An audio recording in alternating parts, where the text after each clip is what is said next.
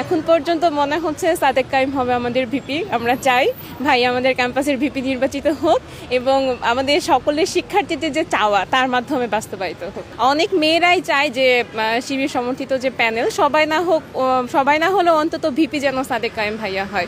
আমি আসলে খুবই আনন্দিত প্লাস আবেগ আপ্লুত যে আমি আসলে ডাকসুর একজন ভোটার হতে পেরেছি। আমার লাইফে এই সুযোগটা এসেছে, আমার খুবই ভালো লাগছে যে আমার ভোটে অন্তত আমার ক্যাম্পাসের একজন প্রতিনিধি নির্বাচিত হবে। না, এর আগে আমার ভোট দেওয়ার সুযোগ হয়নি। না, আমার ভোট দেওয়া হয়নি।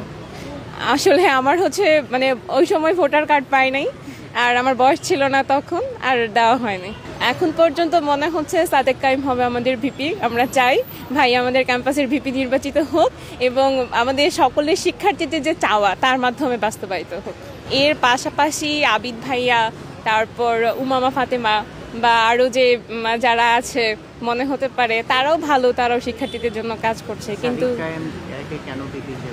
সাদেক কাইম ভাইয়াকে আসলে আমরা যদি ব্যাকগ্রাউন্ড হিস্ট্রি দেখি, প্লাস তার কার্যকলাপ, প্লাস পরবর্তীতে তাদের বাস্তবায়নযোগ্য মানে ইশতেহারগুলো সবগুলো মিলিয়ে আর কি আমার কাছে মনে হয়েছে যে ভাইয়া ভিপি হলে আমাদের ক্যাম্পাসের জন্য উন্নতি হবে। এখন আমার পার্সোনালি মনে হচ্ছে যে ইনশাল্লাহ ভালো কিছু হবে, ভাইয়া রাখবে। আসলে এটা তো পুরোটাই প্রেডিক্টেবল একটা বিষয় যে আমরা কেউই বলতে পারবো না যে আমি যে ইশতেহারটা দিচ্ছি সেটা আমি রাখতে পারবো কিনা। তবে মোটামুটি আমি ধারণা করছি যে পুরোটা না হলে অন্তত 60 to 70% যদি হয় সেটা আমাদের ক্যাম্পাসের জন্য অনেক বড় একটা সহায়ক হবে। না, এটা আসলে শোনা কথা যে নারীদের ভোট পাবে না। আপনি যদি আমি রোকেয়া হলের ভোটার, আপনি যদি রোকেয়া হলের চিত্র দেখেন বা রোকেয়া হলের কথা যদি বলেন, অনেক মেয়েরাই চায় যে শিবির সমর্থিত যে প্যানেল সবাই না হলেও অন্তত ভিপি যেন সাদেক কাইম ভাইয়া হয়।